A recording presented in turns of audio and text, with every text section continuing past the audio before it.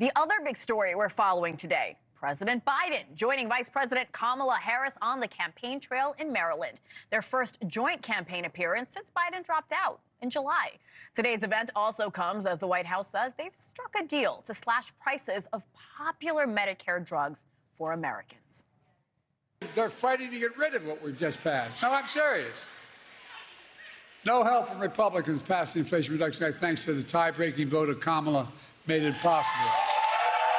We'll have more on that in just a moment. As for Donald Trump, he's in New Jersey, where he is set to speak from his golf club in Bedminster. That's in the next hour as well. And our coverage begins with Kelly Meyer, our lead correspondent covering the Harris campaign. She's live in Upper Marlboro, Maryland. Kelly, great to see you. A lot of enthusiasm when Mr. Biden came out. What's the latest where you are? Yeah, and this was interesting, Henna, and it's good to see you as well. We were inside for this event, the very first event with both President Biden and Vice President Harris since he passed the torch to her now 25 days ago when he dropped out of the race. So this was the first time we really saw him out there with her, and a lot of chants inside that room of "Thank you, Joe," one going on quite a long time, just over and over again, pausing the speech as Harris was speaking.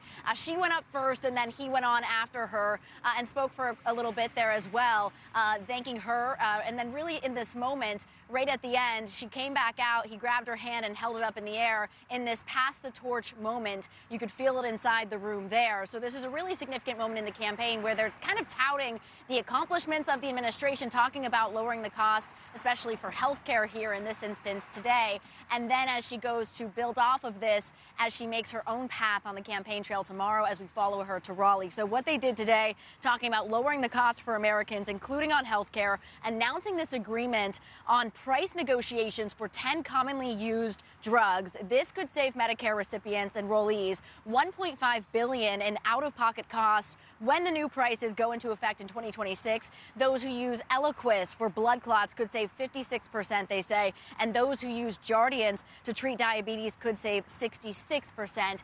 Here's the two talking about that inside today. I've been waiting for this moment for a long, long time.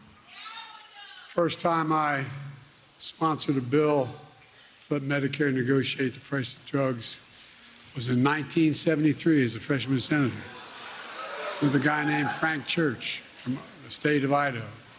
Folks, I have an incredible partner. The progress we've made, she's going to make one hell of a president.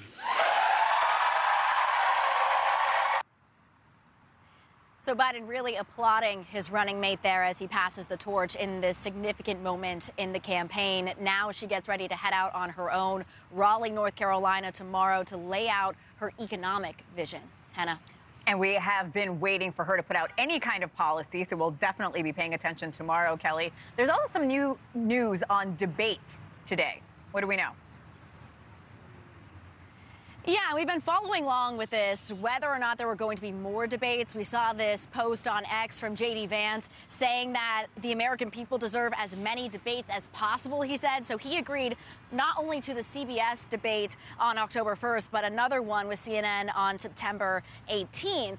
But for the Harris and Walz campaign, they are using the same proposals kind of put in place when it was Biden-Harris. So they're sticking to the proposal for 3 debates, 2 presidential, 1 VP. And they said, quote, the debate about debates is over. Hannah. Well, we know the presidential debate has shaped our election this year. We'll see what happens next time. Kelly Meyer. Thanks for watching. Go to joinnn.com to find News Nation on your screen. And don't forget to click the red subscribe button below to get more of News Nation's fact-driven, unbiased coverage.